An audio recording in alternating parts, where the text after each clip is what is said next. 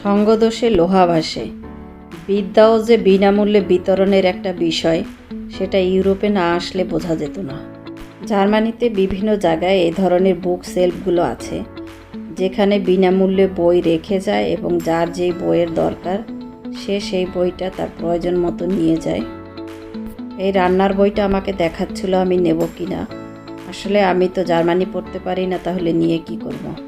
ফিওনার বাবা এই ধরনের বুক সেলফের থেকে মাঝে মধ্যে বই নেয় এবং সেই বইগুলো তার পড়া শেষ হয়ে গেলে আবার এখানেই জমা রেখে যায়। এটা শুধু ফিওনার বাবা না, ইউরোপের সবাই হয়তো এই ধরনের কাজ করে। এই বিগত দিনগুলো ঘুরতে এসে বারবারই জিনিসটা আমার নজরে এসেছে। আমি আমাদের দেশের বদনাম করতে চাই না, তবে যেটা বলতে চাই সেটা হচ্ছে আমাদের দেশে যে বইগুলো পরবর্তী ক্লাসে পড়া যায় সেগুলো 10 টাকা, 20 টাকা, 15 টাকা, 30 টাকার